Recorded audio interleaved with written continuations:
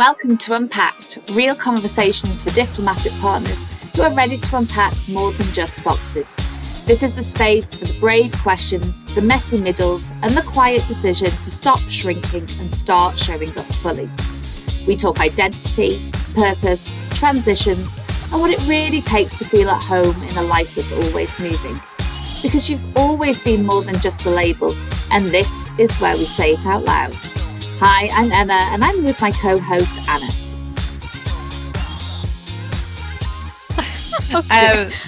Oh gosh. So thank you so much for joining us on our very first episode of our podcast, our little pilot test episode. I am Emma and I'm with my good friend Anna, and we are both expat partner coaches and diplomatic partner coaches, and we're here just to start spreading the word and getting some feel-good vibes out there for all of us partners. And today we're going to get to know Anna a little bit more. So, hi Anna. Hi, Emma. And if I can just, little disclaimer before we properly start, we are brand new to the podcast world. We have no technical experience, so fingers crossed everything runs smoothly for us today.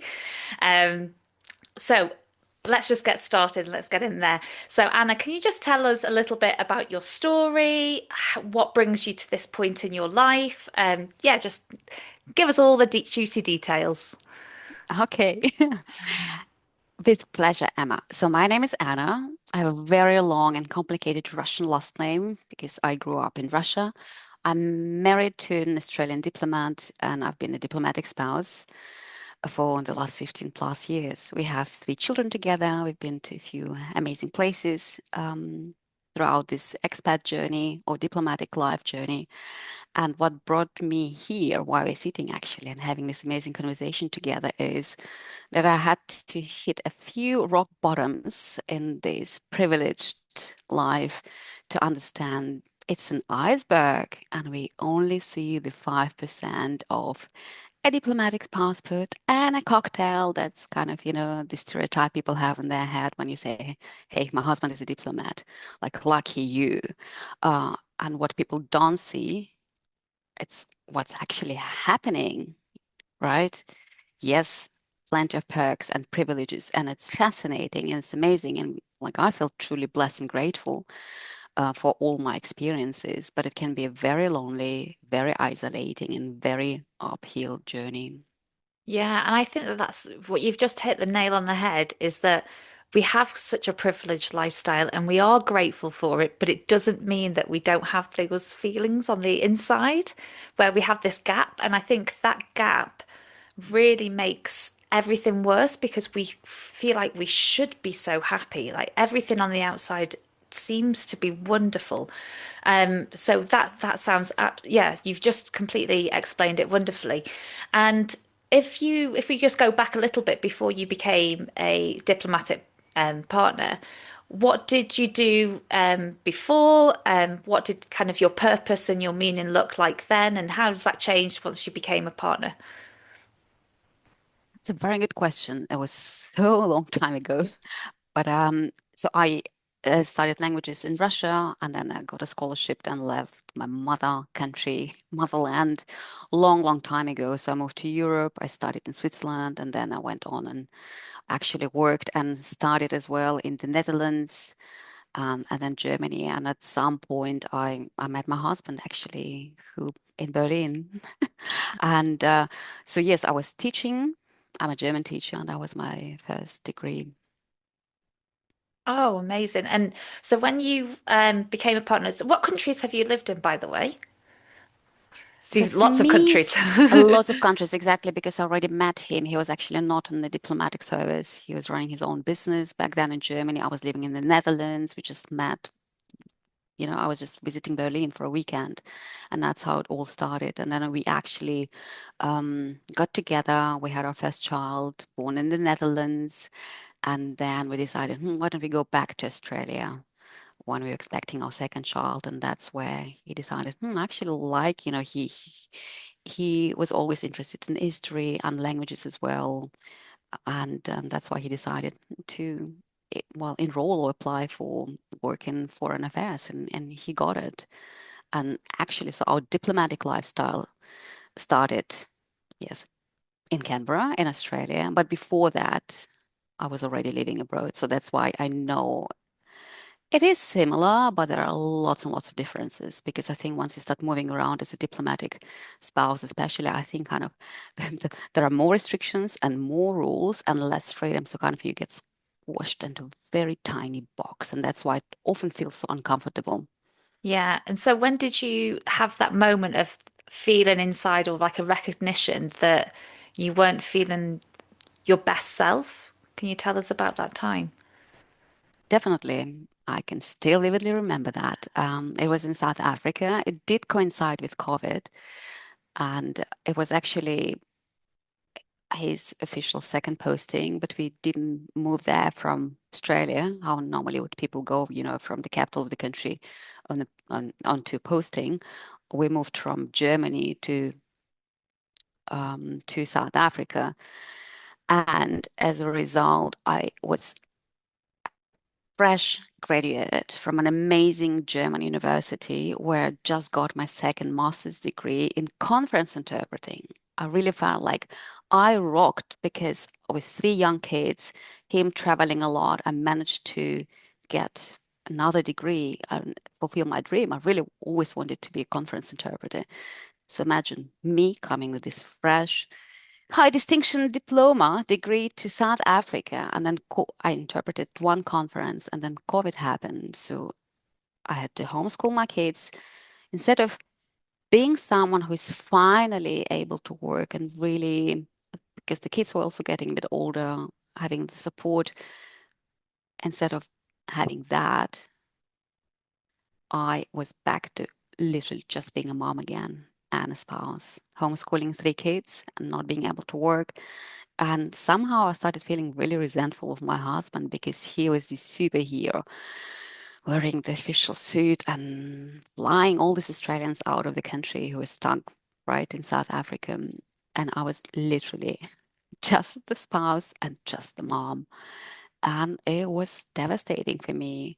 The fact that I could not work, all these feelings started coming up like, what about me? When is my turn? I thought that would be my turn. I didn't get it.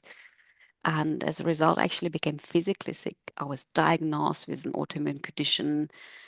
And I realized if things don't change, I would literally end up in a wheelchair.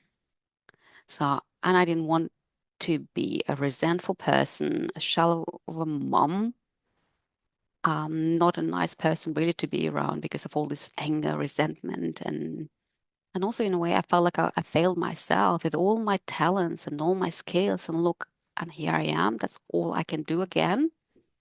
And that's how I had to unpack actually, talking about unpacking stuff, really sort out myself, but also I started asking, what do I actually want? When you are a spouse, but more than that, when you're mom, like the family has the priority, the kids have the priority, and really in this hierarchy of things, you're very, very low. And it's very easy to lose yourself. So I realized actually have been throughout all these years, I've been burning myself just to keep everyone warm and happy. Yeah, and I think that that's a very, very common reoccurring pattern, isn't it? And I know, I'm sure that you've heard the same conversation over and over again with your clients, and I've heard the same conversation with my clients. And I think a lot of what makes it so isolating, and I don't know how you feel, but I think because we don't have those open conversations with people because we have to have this diplomatic expat, appearance that we have this everything all together, that that conversation, that missing piece makes you feel like, why am I the only person that's feeling like this? And, you know, why is it that everyone else seems to be doing absolutely fine and coping really well. Yet I'm the one that I'm closing the front door and I'm like, what do I do? Who am I and what do I do? Absolutely. And that's actually the reason why I'm doing this coaching and why I've set up this company because let's go back to South Africa when I was really going through this darkness. I felt like I was on my own. I could not share with anyone whenever we had our spouse gatherings. Everyone, as you say, kept smiling on, had a very polished appearance and a brave facade. And I thought, well, clearly the problem was me because they all seemed like I was the only one who was not okay. And I was not brave enough back then to say, hey guys, I'm actually struggling. I'm not okay. How are you dealing with that? Um, so, as I said, I had to come to my rescue because there was no one else around me back then. But last year, when the war happened in Lebanon, we were all sent back to Australia in evacuation. I've actually reconnected with the spouses from South African posting. And I was shocked to find out those composed women were struggling, I'm sorry, as hell as well. And the way they coped was with alcohol, excessive exercise, travel, and so on. Two marriages collapsed, and one woman, I was the worst, tried to commit suicide. And that's when I realized, yes, okay, I'm done with this silence. I'm ready to be that one brave voice in the room who is open to say, hey guys, I'm not okay. How about you? Yeah. And that's so powerful. So well done for just committing to yourself that you will take the first step and just prioritizing yourself and making that voice for others as well, because it is so, so important. So yes, and it's not an easy first step to take. So just huge congratulations to you, Anna. And Thank you. do you have like a particular, like obviously we both work with expat partners and diplomatic partners, but do you work with anyone specifically at any point in at some point in their journey? Not necessarily. I mean, when people reach out and say, Anna, actually, what you're doing, I've been following you, and either my spouse is about to go on a first posting, or I'm thinking about a diplomatic career, and like, because people don't talk about it. Says, now I'm from you, I'm actually finding out these things, and they might ask questions. But I still remember the first posting and the challenges it brings. But right now, I feel more equipped, let's put it this way, to help those ones who've been on a few postings, because it's a huge misconception to think it gets better. It's going to get better. Like it's the first one, but by the third, or I don't know, The it's next going country to will get fix everything. better. It's not. Oftentimes, it's actually not going to get better because if you keep doing this over and over and over and over again, putting yourself on hold, settling everyone in, you're going to slowly really disappear and get very unhappy in this process. Plus, you start blaming yourself. Like, I know what to do. What's wrong with me? It should be easier. Why is it not easier? We really tend to question ourselves. So I'm there actually for those who've been on this journey for a little bit and now feel fatigued, exhausted, and really not sure who the heck they are, what they want. Because throughout this journey, they were there for everyone else, but not for themselves. Yeah, and I just want to further reassure or kind of add weight to that as evidence. And this is something that we'll talk about in the next episode, but when we kind of look about me a little bit more. But when I did some research on partners and I looked at partner well-being and I split my data into first posting, two or three postings, and then 5+ postings. And I made an assumption that the people who had done more postings would have a better well-being because they have the strategies, and the data was completely, yeah, it completely threw that on its head.